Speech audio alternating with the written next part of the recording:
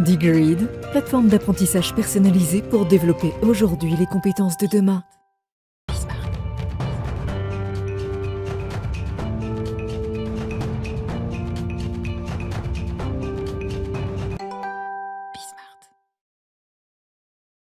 Bien dans son job, je ne vais pas pouvoir vous le faire avec l'accent québécois parce que s'il est propre à ceux qui habitent ce très beau pays. Michel Bondog, merci d'être avec nous. Vous êtes ex-dirigeant parce que vous venez de quitter l'organisation il y a peu de temps du groupement des chefs d'entreprise du Québec. Oui. Vous avez dirigé cette organisation. D'abord, racontez-nous, parce que vous venez au Next Gen Summit pour faire une keynote, pour faire une conférence. Ce sera demain, je crois. Oui. De quoi vous allez parler à cette conférence? Le Next Gen est bâti en 4 phases. La transformation du dirigeant, des équipes, de l'entreprise et de la société. Et moi, je vais intervenir pour la partie la transformation du dirigeant. Parce que j'ai travaillé avec des dirigeants depuis 33 ans. Parlez-nous de ce groupement de chefs d'entreprise du Québec. Spontanément, quand on s'est parlé, parce que c'était intéressant qu'on échange, d'abord, c'est la première fois qu'un Québécois vient sur le plateau, on est très honorés. Je vous ai dit, mais bon, c'est le MEDEF. J'ai essayé d'y trouver des éléments pour me raccrocher. Vous m'avez dit, bah non, c'est pas vraiment le MEDEF. C'est quoi exactement ce groupement? C'est un réseau de collaboration entre entrepreneurs qui est né en 1974 sur le principe qu'on est meilleur avec d'autres que seul. Donc, l'idée, c'est je peux devenir un meilleur entrepreneur en profitant de l'expérience des autres. Alors, c'est bâti en petits groupes d'une dizaine de personnes. C'est des communautés de pratique. On a 230 communautés de pratique qui se réunissent régulièrement. Et l'idée, c'est de profiter de l'expérience des autres et faire grandir son entreprise, mais surtout se transformer comme entrepreneur aussi pour devenir un meilleur leader. Mais j'ai envie de comprendre, parce qu'évidemment, nous, en France, on a quelques organisations. Alors, j'évoquais le MEDEF, c'est la plus connue, mais il y a d'autres organisations. Qu'est-ce qui s'y passe, quoi? Les gens vident leur sac, on s'engueule, on se dit des choses. C'est quoi? C'est un club d'hommes? C'est un club d'amis? C'est quoi? C'est pas un groupe d'achat, c'est pas un groupe de pression, c'est pas un club social. Ça devient un groupe d'amis, à quelque part, mais le fondement, c'est un moment pour aller se ressourcer comme entrepreneur. L'entrepreneur, il est seul, fondamentalement seul, et quand il se retrouve avec des pairs, il peut parler de choses qu'il ne peut pas nécessairement parler dans son environnement immédiat. Alors, une réunion typique, par exemple, ça commence par j'arrive dans quel état? Fatigué, stressé, ça donne. Après ça, il y a un comment ça va, c'est-à-dire quels sont les bons coups et les moins bons coups que j'ai faits depuis la dernière rencontre. Ouais, donc on est cash, quoi. On se dit les choses, quoi. Ah, vraiment, on peut mettre les états financiers sur la table. Je ne sais pas si vous dites ça comme ça ici. Là, Et on peut parler de problèmes avec la famille, on peut parler avec les associés, peu importe, c'est vraiment un huis clos. En fait, le groupement crée de l'intimité entre les entrepreneurs. C'est ça, sa job. Et confidentiel, parce que si moi je me livre, je suis entrepreneur et je me livre et je commence à raconter mes rapports financiers, mes comptes, j'aimerais pas qu'il y ait un concurrent dans la salle qui se dise tiens, il est à vendre, il est en faiblesse. Donc il y a quand même du respect quand même. Oui, et la confidentialité est la règle de base. Mais est-ce que c'est propre finalement à ce jeune pays qu'est le Québec, dans une forme d'entrepreneuriat, je dirais, plus correct, plus solidaire, je ne sais pas quel mot trouver. Est-ce que vous y trouvez des différences avec nos entrepreneurs à nous, qui sont finalement peut-être plus individualistes qu'au Québec?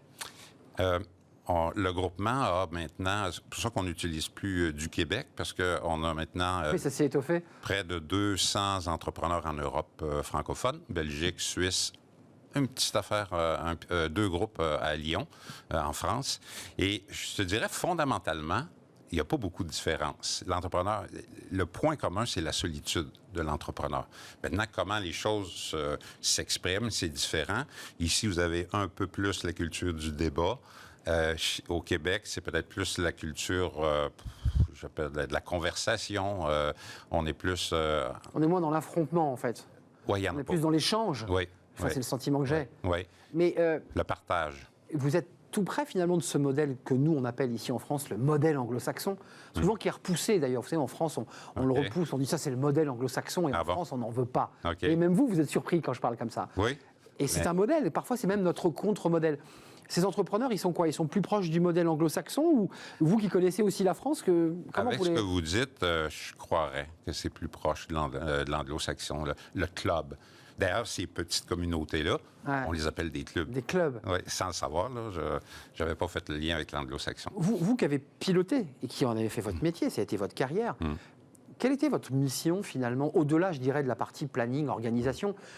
C'était quoi? C'est de faire du lien, mettre de l'humain? Qu'est-ce que vous faisiez? La compétence centrale de l'organisation, c'est réunir.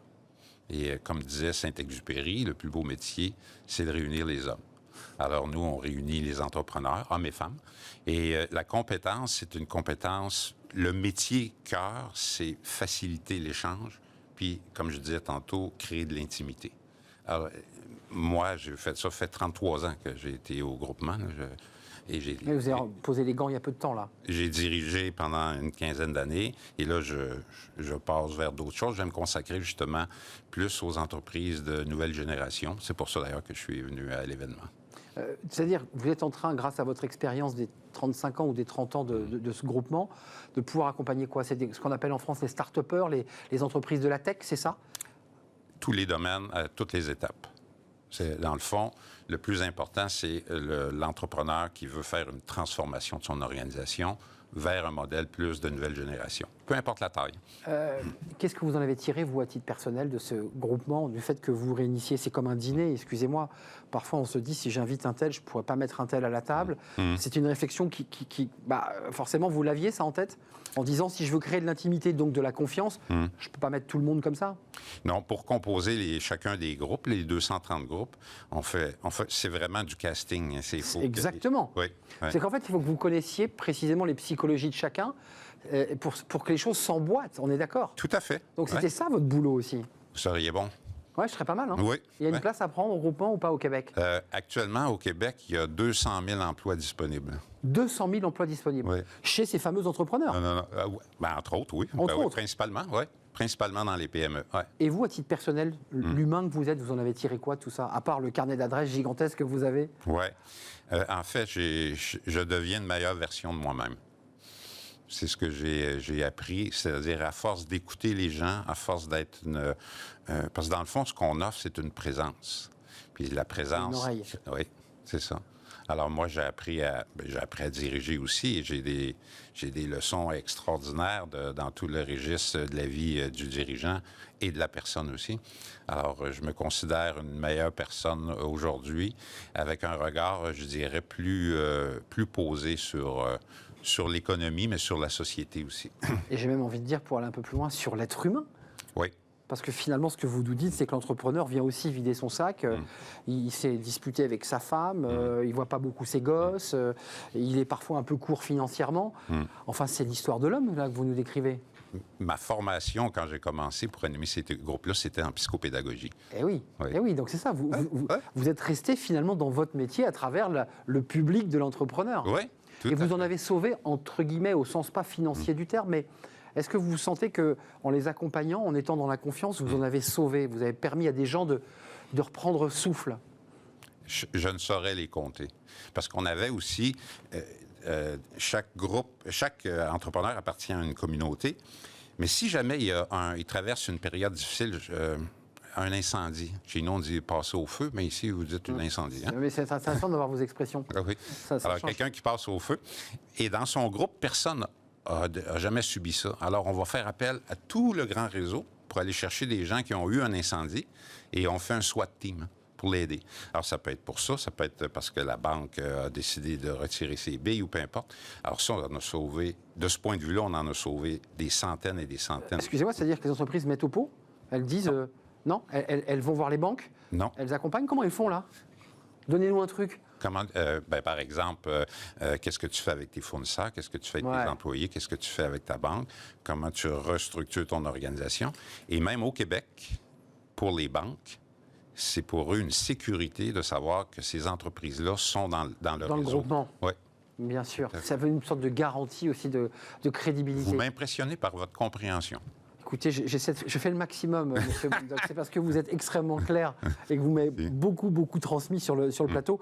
Merci Michel, vous êtes ex-dirigeant, parce que ça fait peu de temps, mais reparti sur d'autres aventures entrepreneuriales, du groupement des chefs d'entreprise du Québec. Et on précise que vous serez en keynote, enfin en conférence, dans ce Next Gen Summit. Et ça sera à La Défense. Il doit rester quelques places, j'imagine, si vous voulez écouter ce modèle qui est extrêmement particulier et original. Merci d'être venu nous rendre visite. Ça me fait un très grand plaisir. C'était ma première française. Eh bien, écoutez, c'est un vrai plaisir de vous accueillir sur notre plateau. La suite de notre programme, bien dans son job, évidemment, avec notre partenaire Digrid. Tiens, on va partir de l'apprenant, de la formation. On n'est pas très loin de la psychologie ou de la psychosociologie. On en parle tout de suite avec notre partenaire.